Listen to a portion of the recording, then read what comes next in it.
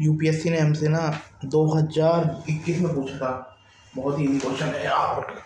हाँ, क्यों पूछ रहा था कि Bollgard 1 and Bollgard 2 technologies are mention in contest clonal propagation of crop plant developing genetic modified crop plant production of bio fertilizer, पहले इसे काटो, production of plant growth substance, हटो इसे काटो, क्लोनल भी आंसर है। फिर देख हमसे 2010 में इसने पूछा moon 863 is a variety of मेज which was news following.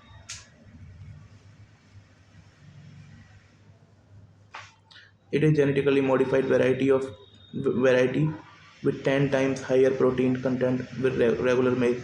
It is genetically pest resistant. It is genetically modified dwarf variety which is resistant to drought. It is genetically modified variety used to biofuel production.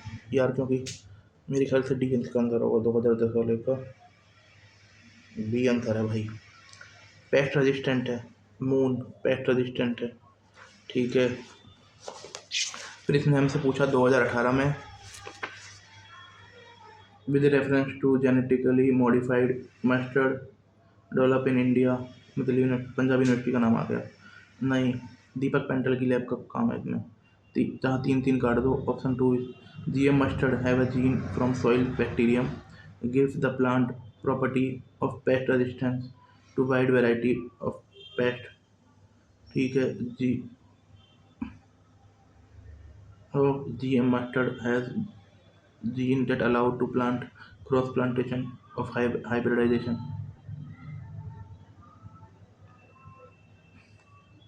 तीन किसमें है? Only 2 answer है इसका। 2018 का 2 answer है भाई। कि एक तो GM मस्टर्ड वाला देख लीजिए आप। GM mustard that has a gene of soil bacterium that give the plant properties of pest resistant to widely variety of pest. Has a gene of soil bacterium, ठीक है, that give plant property of pest resistance, कि to pest resistance property दे देगा to wide variety of pest, ठीक है। GM mustard has a, जो इससे पहले वाली थी वो पेस्ट रेजिस्टेंस वाली थी, मेज वाली।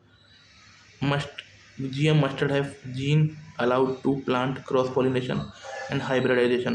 क्रॉस पॉलिनेशन और हाइब्रिडाइजेशन के लिए है ये इजीली कर सकते थे लोग। बेशक फंसाने वाला सीन था क्योंकि इसमें दिल्ली यूनिवर्सिटी का हाथ था, पंजाब यूनिवर्सिटी का कोई हाथ नहीं था।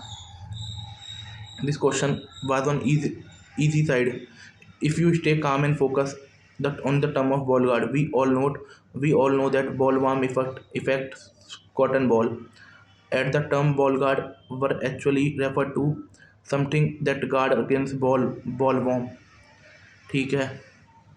Ball worm effect cotton boll, और जब बॉल गार्ड को देखो तो boll the among the given option the only B point toward possible technology. Boll guard BT cotton single gene technology was India first biotech crop technology. जो ये boll guard BT cotton single gene technology was the first biotech crop technology approved for commercial in India. पहली biotech crop technology है जिसे commercial use में मिला है। 2002 followed by ball guard second double gene technology. पहले ball guard बनाया था single gene technology, फिर बॉल गार्ड 2 आया double gene technology in mid 2006 bye genetic engineering approval committee. The Indian regulatory body of biotech crop, ये ministry of environment के अंदर आती है, EPA के अंडर बनी हुई है। Ball guard cotton provide in build protection of cotton against destructive American ball warm साला इन्वेसिव स्पीशीज है। इसका नाम है हेलियोथिस अर्मीगिरिया। हेलियोथिस अर्मीगिरा infestation contain insectidal protein from naturally occurring soil microbiome Balius thuringiensis BT। Ball guard technology contain superior double gene technology cry 1AC और cry 2AB। ठीक है, 2 gene है which provide protection against bollworm. And एक और है भाई इस स्पोडोपेट्रा caterpillar. अब ये पूछा है कि बोलगा 2 किसके सपोर्ट देती है, स्पोडोपोट्रा कैटरपिलर और बॉलवॉर्म, है ना। Cry 1AC and cry 2AB leading better boll retention, maximum yield, lower pesticide cost and protection against insect resistance. Crop genome sequencing, के बारे में देख लीजिए।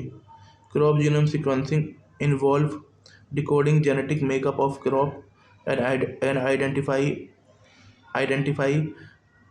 the gene responsible for important traits such as the disease resistance, yield, drought and tolerance and nutrients content। Crop genome sequences में किसी crop के gene को decode करा जाता है और आइडेंटिफाई किया जाता है कि वह कौन सा जीन किस बात के लिए यूज़ हो रहा है।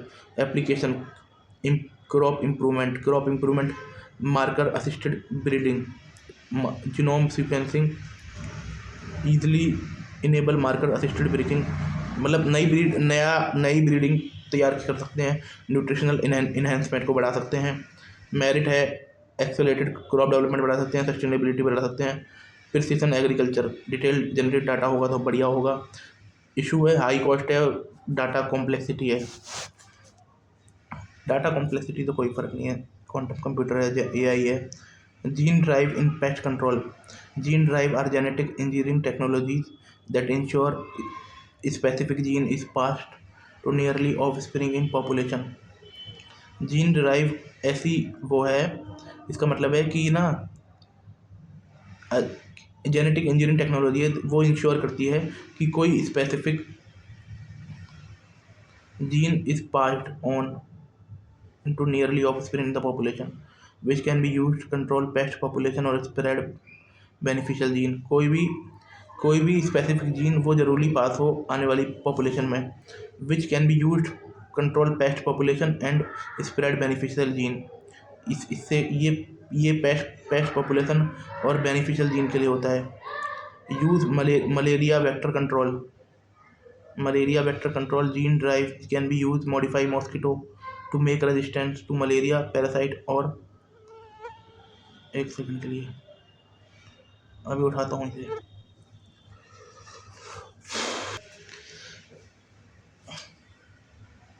जीन ड्राइव एक ऐसी जैविक तकनीक है जिसका उपयोग कीट नियंत्रण पेस्ट कंट्रोल में किया जाता है ताकि किसी विशेष जीन को तेज़ी से आबादी में फैलाया जा सके। जीन ड्राइव एक ऐसी जैविक तकनीक है जिसमें कीटों के जीन को बदला जाता है ताकि वो हानिकारक ना रहें या प्रजनन ना कर सकें। इसका तरीका मलेरिया फैलाने वाले मच्छरों जैसे आबादी को नियंत्रित करने के लिए मदद करता है और पारंपरिक कीटनाशकों की आवश्यकताओं को कम कर देता है। ठीक है,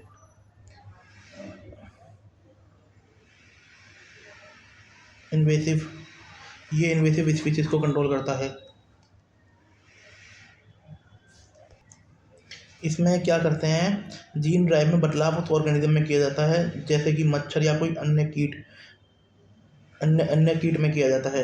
फसल में कोई बदलाव नहीं किया जाता। मलेरिया फैलाने वाले मच्छर के जीन में ऐसा बदलाव कर दिया जाता है कि वो या तो मलेरिया नहीं फैला पाते या उनकी अगली पीढ़ी पैदा नहीं हो। इसके लिए उनकी जनसंख्या कम होती जाती है। क्रॉप में कोई बदलाव नहीं किया जाता। कोई बदलाव किया जाता है तो उसे जेनेटिक मॉडिफिकेशन क्रॉप कहते हैं, ना कि उसे जीन ड्राइव कहते हैं।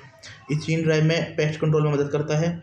उन सालों में बदलाव कर देते हैं कि सालों तुम हरामी के पिल्लों अब फैलाओ ये क्रॉप प्रोटेक्शन होगी, इन्वेसिव स्पीशीज कंट्रोल होगी और मलेरिया वेक्टर कंट्रोल कर लिया जाएगा। बेनिफिट है, सस्टेनेबिलिटी है, लॉन्ग टर्म इम्पैक्ट है और heritable human genome editing. South Africa amend guideline to allow genetic modified children. South Africa heritable मतलब जर्म लाइन थेरेपी को इजाज़त देती भाई। South Africa become first country to allow heritable human genome editing to create genetically modified children. South Africa framework is less